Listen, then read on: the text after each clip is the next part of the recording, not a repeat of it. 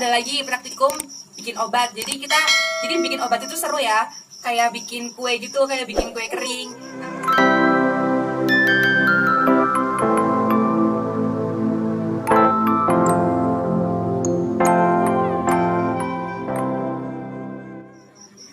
Hai teman-teman, balik lagi di channel aku dan balik lagi di konten Keju, kepoin jurusan. Kali ini aku udah bareng lagi sama teman SMA aku. Dia jurusan farmasi dan kita sekarang langsung aja kenalan. Hai teman-teman, nama aku Ningrum, aku dari jurusan farmasi Universitas Diponegoro. Nah, di sini aku mau menjelaskan sedikit tentang farmasi di Undip itu seperti apa. Oke. Jadi farmasi itu fakultas kedokteran. Terus jadi alasanmu apa sih dulu pengen masuk farmasi? Sebenarnya kalau alasan itu dari aku sendiri masih kurang ya, karena aku sebenarnya nggak pengen banget masuk farmasi. Yang pasti itu dari orang tua aku minta aku masuk farmasi. Terus setelah aku lihat prospeknya, ternyata farmasi itu lumayan bagus prospeknya. Jadi sampai kamu masuk tuh masih belum ada keinginan dari dalam dirimu sendiri? Awal-awal semester masih rada susah gitu menerima kenyataan, ya adaptasinya susah. Tapi semakin kesini semakin mencintai farmasi. Wadaw. Nah, kamu pas masuk farmasi itu lewat jalur apa? Aku masuknya lewat SBMPTN. Kan farmasi ini masih termasuk jurusan yang baru diundip kan pada saat itu. Nah, itu tuh pas kamu daftar SPM, ikut SPM, itu tuh persaingannya tuh udah ketat, kayak banyak banget peminatnya, atau malah kayak masih belum banyak yang tahu tentang farmasi ini? Jadi alasan aku milih Undip itu karena itu tadi masih baru, jadi aku pikir masih belum banyak yang tahu, jadi saingannya sedikit. Tapi ternyata, nah itu yang daftar lumayan, sekitar 2000-an gitu. Dan yang diterima padahal cuma 120 pada saat itu. Tapi masuk. Waduh, mantap. Wow. Jadi walaupun jurusan baru tetap udah banyak banget peminat. Oh, mungkin mereka juga mikirnya kayak kamu, kayak pikirannya belum banyak saingannya, terus peluangannya lebih besar, tapi ternyata udah banyak juga yang tahu gitu kan. Jadi banyak yang daftar gitu. Oke, lanjut. Nah, kan sebelum masuk dan sebelum milih farmasi itu, pasti kamu kan kayak udah ada bayangan nih, farmasi ntar bakalan belajarin apa, atau kamu dengar-dengar dari orang-orang yang udah duluan kuliah di farmasi. Terus setelah kamu kuliah dan 6 semester ini, apakah bayanganmu itu ada yang berubah, atau ya emang kayak gitu farmasi yang ada, yang orang-orang dengar sama yang ada di kenyataannya? Mungkin bagi orang-orang awam yang mikir farmasi itu belajar tentang obat, tapi nyatanya enggak. Nah, farmasi itu, jadi itu farmasi dibagi menjadi tiga studi ya. Yang pertama itu ada kayak peminatan farmasi, kayak peminatan gitu. Ada farmasi industri, farmasi klinis, dan juga ada farmasi sains. Nah, di farmasi industri ini kita juga belajar nggak cuma tentang obat, nggak cuma tentang bagaimana cara membuat obat, tapi di farmasi industri ini kita juga belajar tentang kayak undang-undang gitu, undang-undang tentang pembuatan obat gitu, apa yang harus dipatuhi dan apa yang nggak boleh. Terus tentang tentang struktur organisasi di suatu perusahaan. Kita juga belajar tentang seperti itu. Ya, terus di farmasi industri ini kita juga belajar tentang pencemaran. Jadi kalau misalkan ada pencemaran, itu nanti bagaimana cara mengolah cemaran tersebut. Kayak industri obat kayak gitu ya. Misalnya kan dia pasti ada limbahnya, dan limbah itu pasti mengandung bahan-bahan kimia gitu kan. Nah, itu yang dipelajarin, bagaimana cara mengolah. Nah, biar pasti lepas ke lingkungan tuh nggak berbahaya buat kita. Ya, benar sekali. Terus kemudian kan ada yang kedua, ada farmasi klinis. Nah, farmasi klinis ini sih kalau menurut aku ini farmasi banget di sini, karena di sini yang orang-orang awam dengar. Iya, benar. Di sini tuh kita belajar tentang obat-obatan, bener-bener belajar tentang obat-obatan. Kayak misal obat ini untuk penyakit apa, terus obat ini untuk penyakit apa, seperti itu. Terus di farmasi klinis ini juga kita belajar tentang tubuh manusia, bagaimana mekanisme dalam tubuh manusia gitu. Terus kalau misalkan obat kita diminum, terus nanti di dalam tubuh apa yang akan terjadi? Ya, reaksinya. Lebih ke penyakitnya gitu aja sih kalau farmasi klinis. Itu apa? Kalau disebutnya mata kuliahnya apa di sana? Kalau mata kuliahnya namanya ada farmakologi. Jadi farmakologi itu matkul wajib untuk anak farmasi klinis. Tapi semester ada. Wajib, tapi cuma yang ambil peminatan itu? Iya, wajib untuk farmakologi dasar itu wajib diambil semua, tapi setelah peminatan, jadi kita disuruh ngambil peminatan itu ketika semester 6. Nah, ketika baru dong. Iya, baru kemarin disuruh ngambil peminatan. Nah, si farmakologi ini harus dilanjut sampai semester 7. Kayak ada mata kuliah Iya, turunan. Jadi ada farmakologi dasar, terus farmakologi saraf, terus farmakologi pencernaan gitu-gitu. Pokoknya ada banyak banget. Tuh. Dan ketiga itu ada farmasi sains. Nah, di farmasi sains ini kita belajar tentang reaksi-reaksi kimia, terus tentang bagaimana cara membuat obat dari suatu bahan, terus juga belajar tentang instrumen-instrumen. Jadi instrumennya itu instrumen yang digunakan untuk menganalisis suatu kadar zat dalam suatu produk gitu, produk obat-obatan gitu. Jadi kayak lebih meneliti gitu ya, kayak nggak jadi. Iya benar sih guys, benar. Iya. Kayak lebih ke penelitian ya tentang obat-obatan gitu. Ya, lebih ke penelitian, terus pengembangan produk baru, pengembangan obat baru itu juga maksudnya ke sains. Jadi sains ini lebih 11-12 kayak jurusan teknik kimia atau jurusan kimia murni mungkin gitu ya. Macam itu. Terus ada lagi nggak yang aku kira matkul ini tuh nggak bakalan ada gitu di farmasi, ternyata ada. Yang ini sih yang jadi aku juga belajar tentang hukum-hukum, jadi hukum perdata, hukum pidana, aku juga belajar tentang itu benar-benar susah banget sih buat aku karena emang basic aku bukan untuk hafalan hukum-hukum gitu kan. Terus juga belajar tentang kewirausahaan, kita juga belajar tentang kewirausahaan. Wajib atau buat yang industri doang, yang peminatannya industri? Kalau kewirausahaan itu wajib semuanya. Untuk semuanya. Terus kalau yang klinis itu belajar tentang manajemen rumah sakit, jadi apa aja yang harus ada di rumah sakit, terus tentang struktur organisasi di rumah sakit kita juga belajar. Oh, berarti kayak kalau yang industri lebih besok ke depannya buat kerja di industri, kalau yang klinis ke depannya lebih ke kerja di rumah sakit. Kalau yang sains itu juga bisa kerja di industri ataupun bisa kerja di mungkin di tempat penelitian gitu ya, riset-riset apa gitu. Terus kalau misalnya buat tugas-tugasnya gimana nih? Sibuk nggak? Kayak banyak banget tugas apa biasa aja kan? Kalau tugas kuliah sendiri itu menurut aku nggak banyak, masih banyakkan tugas SMA ya. Beneran deh, tugasnya itu dikit banget. Bahkan dalam satu semester itu bisa dihitung jari, mungkin cuma 3 atau 4 tugas gitu. Jadi enak lah kalau kuliah farmasi. Iya. Tugasnya dikit. Ya, biasanya dalam bentuk apa tugasnya? Isai apa racikan obat apa gitu. Tugas paling sering itu biasanya disuruh resume jurnal. Nah, kalau buat praktikumnya pasti banyak banget praktikum kan? Iya, praktikum banyak banget. Tiap semester biasanya ada 3 atau 4 praktikum. Aku ada yang 5. Wah, banyak kamu ternyata. Terus. Kalau awal-awal tuh praktikumnya ngapain? Semester awal. Semester awal kita praktikumnya masih dasar, kayak praktikum fisika, namanya bukan fisika dasar sih, namanya waktu itu kalau nggak salah farmasi fisik. Nah, kalau si praktikum farmasi fisik ini kita belajar tentang bagaimana cara menggunakan alat-alat. Tapi alatnya alat yang sederhana kayak reflux gitu, gimana cara yang tumbuk-tumbuk ada nggak? Yang tumbuk-tumbuk ada, tapi itu beda lagi. Apa namanya? Mortir, stapler, itu beda lagi. Kalau di farmasi fisik itu kita belajar tentang alat-alat seperti reflux, terus bagaimana cara ekstraksi. Reflux itu alat untuk menguapkan suatu larutan. Nggak kalau jelas tahu ya. Kayak reflux deh. Ya, reflux itu destilasi. Oh, reflux tuh alat buat enggak. Reflux itu temannya destilasi. Semacam destilasi, tapi beda ada sedikit prinsip yang berbeda. Tapi bentuknya sama sih. Terus kalau yang itu yang farmasi fisik ya. Oh ya, yang farmasi fisik ini karena dasar ya.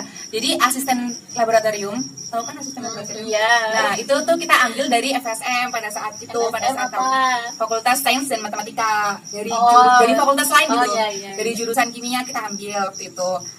Terus dosen aku sih yang ngambil. Terus ada juga praktikum mikrobiologi. Nah, di sini kita juga belajar tentang bagaimana cara menumbuhkan bakteri gitu. Ada yang hitung bakteri nggak? Ada, tapi aku ada. Kamu ada juga, wah keren. Terus kita sama. Terus di mikrobiologi ini kita juga pakai mikroskop juga kadang-kadang. Tapi praktikum yang paling aku suka itu praktikum kayaknya mending aja ngomongin kemana kamu belum biasa praktikum. Ini praktikum yang aku suka di Kat Bayangkara. Terus juga di semester awal itu ada praktikum anatomi. Jadi di sini kita lihat lebih ke lihat tubuh manusia gitu, fungsi tubuh manusia, terus struktur tubuh manusia gitu. Tapi praktikum yang paling aku suka itu praktikum mikrobiologi karena ngomongin tentang bakteri gitu. Aku suka bakteri soalnya. Nah, bukan yang Miki. Oh dari ketiga itu yang Iya, paling dari kamu ketiga itu suka. yang paling aku suka. Oh alah, iya. Terus makin kesini pasti praktikumnya makin Banyak. Dan makin menjurus gak sih? Kalau awal-awal tadi itu kan masih umum banget ya, masih yang dasar banget. Kalau mulai dari semester 3, 4 itu kita udah praktikum tentang obatnya. Jadi kita belajar untuk meracik obat. Namanya itu farmakoterapi. Farmakoterapi itu ilmu untuk meracik obat. Jadi di sini, nah ini nih yang pakai mortir sama stempler. Ya, ini nih yang pakai mortir sama stempler. Stempler itu apa? Stempler itu Tasnya? Bukan. mutu. Ulekan. Stempler itu ulekannya. Kalau mortir mortir tuh itu yang yang bawahnya mangkuknya. yang kayak mangkuknya itu. Nah. Nah, kita belajar itu juga, belajar Terus apa? bungkus-bungkusin. Ya, kita bungkus-bungkusin juga karena juga aku bikin story kan. Makanya Terus, tahu. Praktikum pakai mencit juga kita pakai mencit Mencit itu itu tikus kecil yang biasa untuk Percobaan. percobaan penelitian di laboratorium gitu. Kita pakai mencit. Mencitnya nanti dikasih kayak obat gitu, terus kita lihat efek obat tersebut di mencit itu. Suntik apa? Di lewat mulut. Tapi pakai suntikan tapi maksudnya ke mulut. Kalau yang suntik juga ada, cuman yang suntik itu kita nggak melakukan karena kita takut untuk menyuntiknya. Jadi yang melakukan asisten laboratorium. Jadi cuma kayak demo doang. Iya, demo aja. Jadi kalian tuh yang pakai mencit ngelihat reaksi obatnya di mencit itu. Iya. Nah, terus? Jadi gini, kayak misal kita mau lihat reaksi suatu obat anestesi. Anestesi tahu nggak? Obat bius. Iya benar, obat bius. Nah kalau obat bius itu kan efeknya bakal bisa bikin tidur. Nah kita lihat tikusnya itu tidur, mencitnya itu tidur pada menit keberapa gitu sih. Oh, Kayak gitu aja. bukan Bukan mendetail. kalau berarti mungkin kayak dibedain perlakuannya gitu ya. Iya, Kayak berapa perlakuannya. banyak yang dimasukin, ntar waktunya berapa gitu. Ya benar. Oh. Terus ada lagi praktikum bikin obat. Jadi bikin obat itu seru ya. Kayak bikin kue gitu, kayak bikin kue kering. Kita masukin amilum, kita masukin obatnya, terus kita masukin zat-zat yang lain kayak alkohol, terus kita campur. Pakai tangan biasanya kita campur. Tapi harusnya itu nggak boleh pakai tangan. Tapi karena ini masih praktikum, jadi it's okay. Berarti nggak cuma yang bentuknya serbuk doang yang kamu bikin. Iya. Kamu bikin bentuk apa aja sih? Jadi aku bikin bentuk serbuk, terus ada juga kita bentuk tablet, itu juga kita bikin. Bisa. Jadi Undip itu udah punya alatnya, ada 2 alat untuk membuat tablet. Terus kemudian kita juga yang paling sering sih kita bikin bentuk seperti salep, krim, gitu-gitu. Terus ada juga yang bentuk cair seperti sirup. Kapsul. Kapsul juga kita bikin. Berarti kayak udah semuanya bentuk. Udah semua. Kalau bentuk itu udah semua kita pernah coba. Wadaw. Itu di praktikum semua. Dan itu wajib nggak? Itu wajib, itu untuk semua peminatan wajib. Nah, jadi di antara semua praktikum membuat obat itu yang paling aku suka adalah membuat tablet. Karena itu seru kan. Yang pertama itu kayak bikin kue kering. Jadi tuh pertamanya dia serbuk dicampur. Iya, dicampur terus dikasih mungkin dikasih alkohol atau apa biar dia itu jadi pulen gitu. Iya, berkat. Iya, berekat gitu. Terus nanti dimasukin ke alat pencetaknya, terus itu keluar dia dalam bentuk tablet. Itu sih aku suka karena aku suka lihat alat pencetaknya gitu, seru kayak nyetak roti. Habis itu obatnya diapain? Habis itu obatnya diuji. Jadi diuji, ada uji kekerasan, uji kekuatan, uji kadar juga. Nah, kayak gitu. Oh ya, pernah nyoba jadi asisten praktikum nggak? Asisten laboratorium. Pernah Apa? Di praktikum apa? praktikum, ada yang pernah di praktikum kimia organik, terus juga praktikum teknologi sediaan semi solid itu yang tadi aku cerita kayak bikin salep, gel gitu-gitu. Terus ada juga di praktikum biofarmasetika. Jadi praktikum biofarmasetika dan farmakokinetik itu kita mengukur kadar obat dalam suatu larutan dan juga kadar obat dalam darah. Itu pakai alat namanya spektrofotometri. Berarti butuh sampel darah? Enggak. Ya, sampel darahnya dari tikus, Oh, bukan dari manusia. saya kira praktikumnya di tubuh. Enggak. Ya ampun. Nah, sibuk nggak kalau jadi asisten praktikum? Bisa dibilang sibuk ya. Karena banyak yang harus disiapkan. yang pertama itu banyak yang harus disiapkan, terus kemudian laporan, mengoreksi laporan. Selain kita ngerjain laporan sendiri, kita juga harus mengoreksi laporan punya orang lain. Nah, itu sih. Terus ada pretest gitu juga kan, benar. Bikin soal, koreksi dan lain-lain. Tapi masih bisa, ya masih bisa ya. Masih. Asal manajemen waktunya baik. Nah, ngomong-ngomong laporannya di sana tuh tulis tangan apa ketik? Karena kan kalau di tempat tuh tulis tangan tuh. Ya. Sebelum pandemi itu laporannya kebanyakan sekitar 80% sih tulis tangan, tapi ada juga yang ketik. Kalau sekarang ketik sih. Iya, kayak lebih mudah sih. Ya, dan ngumpulnya soft file. Oh iya, lah pandemi ini praktikum jadi gimana dong? Praktikumnya online dong. Lah gimana? Jadi kita ngasih video pembelajaran ke adik tingkat kita, terus kemudian mungkin nanti setelah, nggak mungkin sih, emang ini udah dilakuin, nanti setelah mereka nonton video pembelajaran itu, mereka dikasih tugas untuk membuat resume atau sedikit pertanyaan tentang yang ada dalam video itu. Oh, berarti ini posisinya sebagai asisten instrukturnya, asisten laboratoriumnya. Ya. Di semester atas masih ada lagi nggak praktikum? Atau udah berhenti di semester 6 ya? Ya, aku udah nggak praktikum semenjak semester 6 ini, berarti sampai semester 5 nggak praktikum. Cuman semester 5 masih praktikum. Semester 5 praktikum, semester 6 enggak. Oh, terakhir semester 5? Iya, terakhir semester 5. Semester ini aku nggak ada praktikum. Tapi untuk yang ngambil peminatan klinis, semester depan, semester 7 itu ada praktikum, masih ada 1 praktikum. Terus biasanya tuh laporan kayak tebel-tebel atau banyak banget yang harus dibahas gitu nggak sih? Apa ya udah kayak seumumnya laporan? Kalau kayak gitu tergantung asistennya sih, soalnya kadang ada asisten yang ribet harus detail, pengennya detail. Ada juga yang malas ngoreksi, jadi cuma berapa lembar aja gitu. Itu nggak tahu, Pak. Ya nggak apa-apa. Oh ya, kemarin kamu baru magang nggak sih? Iya, kemarin baru magang di Solo. Di Solo. Di apa? Gimana? Aku kemarin magang di salah satu perusahaan farmasi di Solo. Perusahaan farmasi. Itu kayak lebih di bagian apanya? Aku kemarin masuk di bagian R&D. Tahu R&D nggak? Research and Development. Gitu. Bagian R&D berarti kayak ke pengembangannya gitu kan? Iya. Obat.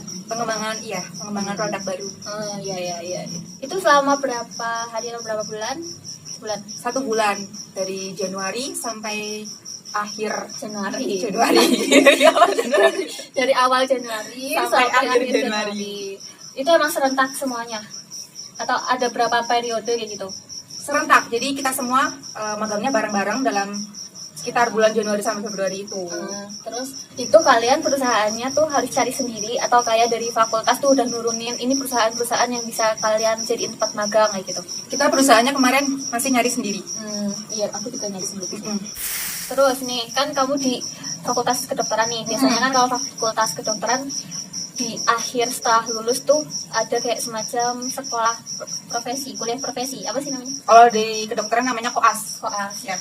Nah, itu di farmasi masih ada juga, tapi namanya itu kuliah profesi. Jadi setelah S1 kita harus kuliah profesi dulu untuk mengambil gelar apoteker. Nah, tapi kalau di Undip sendiri itu sekolah profesinya masih belum ada. Jadi kemungkinan nanti setelah lulus kita akan mencari universitas lain untuk lanjut kuliah profesinya. Tapi emang di mana-mana tuh bisa. Ya. Maksudnya dari univ lain terus kuliah di situ bisa? Sebagian bisa, cuman sebagian lagi ada yang nggak bisa. Kayak UGM itu, setahu saya itu hanya mengambil dari mahasiswa UGM-nya aja ya. Ya aku nggak tahu sih. Aku tipe. Jadi emang belum ada, karena baru sih ya, jadi belum ada di Undip, tapi mahasiswanya diwajibkan untuk tetap mengambil di univ lain. Nggak diwajibkan sih, itu tergantung mahasiswanya sendiri, mau langsung kerja atau mau S2 dulu, itu juga terserah dia. Lah, berarti bisa nggak jadi apoteker tanpa harus kuliah profesi? Nggak bisa dong, jadi kuliah profesi itu syarat untuk menjadi apoteker secara resmi. Jadi kalau kita udah kuliah profesi, kita bakal punya gelar APT. APT itu apoteker. Tapi kalau kita nggak kuliah profesi, maka gelar kita cuma sarjana farmasi aja. Nah, kalau misalkan udah punya gelar APT, itu baru bisa buka apotik, maksudnya jadi apoteker penanggung jawab apotik. Jadi kalau misalkan kuliahnya cuma sampai sarjana farmasi, maka nggak bisa kalau misalkan mau jadi apotek. Kenapa? Maksudnya nggak bisa aja. Jadi apa? nggak bisa jadi apoteker penanggung jawab apotek karena dia bukan apoteker. Oh iya. Oh ya, kuliah profesi ini kalau nggak salah 1,5 sampai 2 tahun. Lah, lama juga ya? Iya, lama. Kalau dari segi biaya nih, apakah banyak yang dikeluarkan misal kayak buat praktikum atau lain-lain semacamnya di luar UKT kan? Pakainya UKT. Ya, pakainya UKT. Kalau biaya praktikum dan lain-lain itu udah termasuk UKT, jadi udah ditanggung sama kampus semua. Kalau UKT-nya pun sama sih dengan jurusan lain. UKT 7-nya kalau nggak salah nih ya, maksimal itu kan UKT 7 itu 7,5 juta kalau di Undip. Cuman kalau di Undip kan ada uang pangkalnya. Nah, uang pangkal ini yang lumayan. Tapi kan uang pangkal nggak berlaku buat semua mahasiswa. Nah, kalau uang pangkal itu hanya untuk UM yang jalur mandiri gitu kan. Nah, terus selama 6 semester ini nih, pasti kan udah banyak banget suka duka yang dialamin. Nah, apa aja kalau buatmu? Sukanya itu yang tadi kan seru, jadi praktikumnya itu kayak bikin roti gitu, campur-campur bahan-bahan terus dicetak, terus aduk-aduk gitu-gitu kan. Terus selain itu juga karena emang pada dasarnya aku tuh suka tentang biologi tentang bagian tubuh manusia gitu loh, jadi seru aja gitu kalau lagi mempelajari itu. Terus dukanya itu mungkin karena ini jurusan saya itu kan, jurusan aku ini kan jurusan baru kan. Nah, jadi linknya itu masih kurang, bahkan ke kelas aku aja itu cuma satu angkatan. Kakak tingkat aku masih cuma 1 angkatan. Jadi kalau misalkan mau tanya-tanya gitu rada susah sih, karena kenalannya kan cuma dikit. Tapi karena masih dikit orang itu, masih dikit mahasiswa, yang paling jelasan itu dalam satu angkatan dengan angkatan yang lain itu solid gitu loh. Jadi lebih solid karena kita merasa seperti anak baru gitu kan. Kayak tetua. Cuman nggak enaknya kalau misalkan berorganisasi itu, kalau misalkan misal organisasi satu fakultas ya, jadi itu anak farmasinya itu biasanya cuma dikit, jadi kita kayak minor gitu loh, kayak jadi minoritas di sana. Nah, terakhir nih, pesan buat calon maba yang pengen masuk ke farmasi Undip. Pesannya apa ya? Jadi nggak usah ragu kalau misalkan mau masuk farmasi Undip. Di Undip itu kan universitas yang udah bagus, jadi otomatis jurusannya juga bagus. Dan kalau misalkan mau masuk farmasi Undip harus belajar ya. Bingung Ya belajar lah. Terus nilai plusnya masuk farmasi Undip itu kalian punya kenalan calon dokter yang ganteng-ganteng itu pasti, terus mukanya bersih-bersih, pokoknya gitulah. Nah, kalau di farmasi sendiri emang nggak ada? Kalau di farmasi cowoknya tuh dikit, Lebih banyak yang cewek. banyakan cewek, cowoknya paling cuma 10%.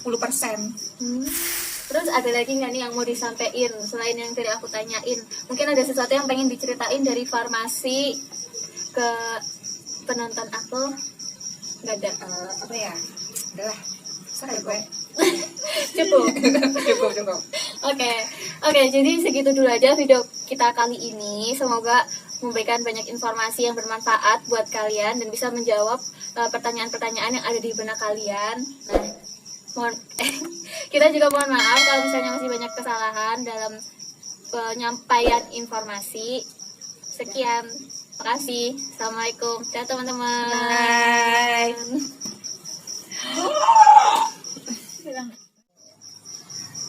Dosen kelompok nonton mikir aja lah. Pulang harus mikir. Oke. Apa ya?